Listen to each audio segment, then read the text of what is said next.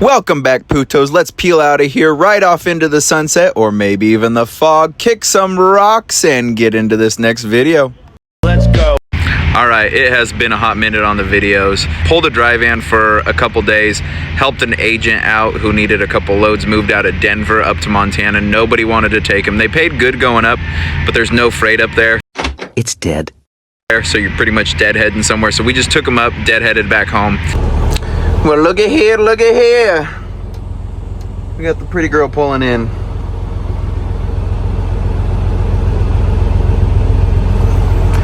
And we're pulling a what? We're pulling a Dryvan this week? All right, let's get into it. You always want to film the person backing next to you. One, to make them nervous, and two, to make sure these rookies don't hit you. I love that. What we set up for her rear lights. Oh, look at that gap. Hey, girl, nice gap. Oh, hello, Corner Bean. All right, well, that'll wrap up my Dryvan adventures for the week. Literally just for 2 days, a day up and then a day back. Volvo sounds deleted. It almost sounded like it was clapping a little 12.7 in there or something. A little, oh my goodness, look at this.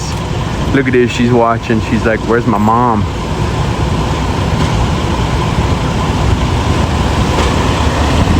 She's so attentive. Random clip insertion. Look at this. This toilet's got a kickstand. Our society has become like so obese that if your fat ass sits on a toilet, they got to put a kickstand so it doesn't like break and fall forward. I'm just appalled by stuff like this. But also, what's the deal with these toilet paper holders? You got like 4 feet of wall up here, put them up here, so when you pull toilet paper, it doesn't run into your thigh. Down here, you can't see the toilet paper and like pull it to yourself. Like, come on, it's cramped. So in total, there were 3 loads that needed to be covered. 1 to Great Falls, 2 to Billings. We each took one, then we teamed the last one up to Billings, got some time together. Whoa, looky here, another random clip insertion. This is from another country. I don't know what country, but you can tell, obviously, it's not America or Canada. But a bunch of cab overs. But I want you guys to take a look at these Runaway truck ramps. Look on the sides of them. Do you see the like side rails leading up? And then at the top of that last clip, there was a little yellow thing at the very top. So this is pretty badass how these Runaway truck ramps, ooh, he's going far. These Runaway truck ramps have their own crane thing. Boom, here it is in action. Look at that. So if a truck loses its brakes, it doesn't need a wrecker. They just lift that son bitch with like a 50-ton crane and yank it out of the sand. Isn't that genius? Please stand by for further details. We return you now to your regularly scheduled program. Well, good morning, YouTube, from windy plains of Kansas. The video you see there and the audio paints the picture. It is windy today. Oh, he's loaded up here at Land Pride in Lucas, Kansas. Got a set of small bat wings on the rear. Those are chained down. Got 2 crates. There's really 4 crates right there, but they're double paired into 2, nailed together, but essentially 4 crates on that tall boy.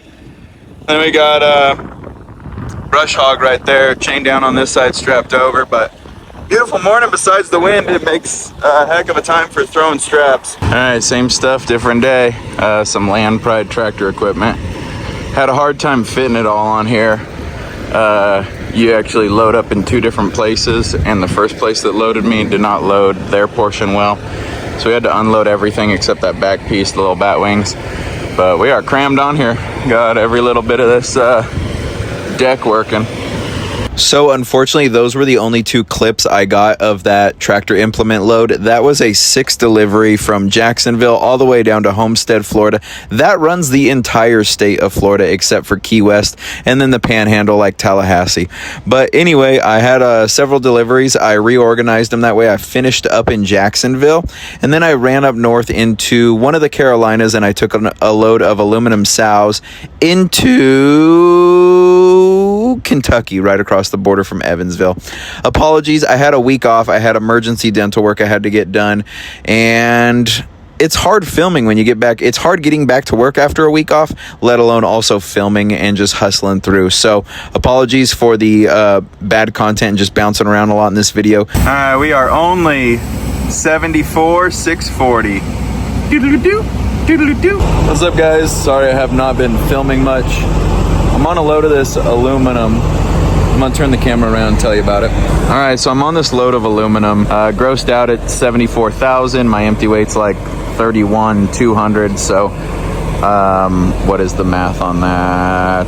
43,000 pounds roughly. I probably could have taken 2 more, but I don't know if the order, you know, see how they're 4 tall, but there's only 2 tall up front. I like to be lighter in the front and heavier in the rear because we're allowed 40,000 on a spread axle. You can see there on the sticker. Each one of them is about 1,300. Averages out probably, damn, that one's 1,400. That's a heavy one right there. Same with that one, 1445, 1416. But anyway, Mount Holly must be the manufacturer because I picked up in Goose Creek, South Carolina. Decent rate on these for the miles. It's a pretty straightforward strap and go. Throw some edge protectors. You need 2 straps on the rear because it's not braced, and you need 2 straps on the front. And you need 2 straps on the front for anything that's not braced. Well, since that's a 2 stack and that's a 4 stack, that means those top 2 are not braced either. So you actually need to have those braced with 2 straps as well, or secured with 2 straps because it's not braced. Oh, it's raining on me pretty good. So 2 straps, single, single, single, and then 2 at the end here. Okay, well that rainstorm brought my post trip to a quick end. I mean, it soaked the door just open. It started coming down heavy real quick. And this poor guy over here, he was outside working on his truck, that red Freightliner on the left. But we're here in Leavenworth for our reset. So I want to give you a little, since my channel's not so big, those who watch who are truckers, I'm going to give you a little like insight to parking. When there's a lot of spots to choose from, I'm very specific about what spots I choose, where I park. I don't box myself in. I don't like to stick out. I don't do edge spots so I get clipped when people are coming around. You want to mitigate risk. But also, as you can see, my sleeper, or that's my driver window, lines up with everyone's hoods. I'm a little longer than everyone, and I'm backed up to the curb there. When I select a spot, I don't like to idle, even though I'm like letting it cool down right now, idling, because I just parked. I don't like to idle, and so I don't like to be next to trucks that idle either, or that have a loud APU.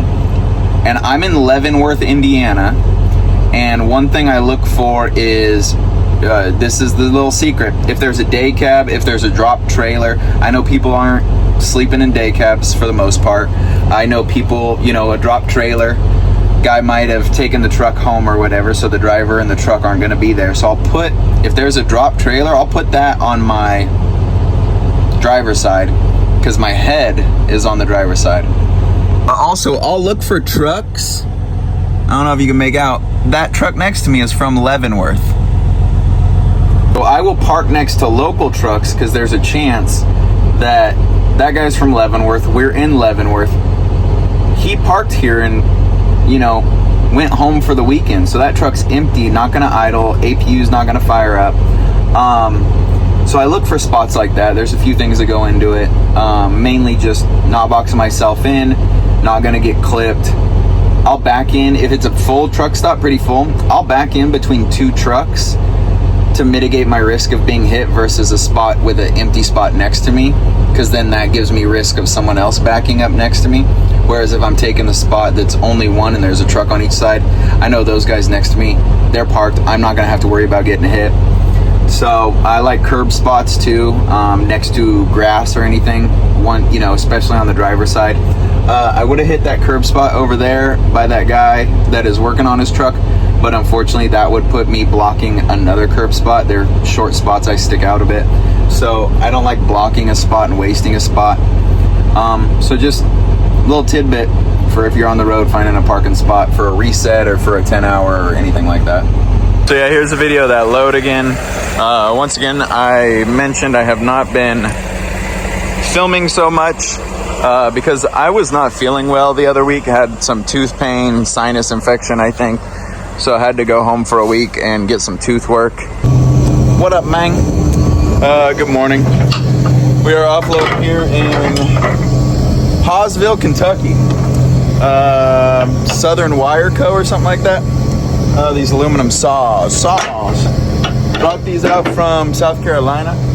And now it's my turn to work, so I go through and bump all the straps off. I loosen every winch first, then I unhook every hook, and then I toss them over. Here's something funny, though. As soon as he bumped the trailer, I put this on time-lapse. See how he bumps it? Whoop! Phone took a fall from where I had it, so I end up picking it up and repositioning it. Here's some music.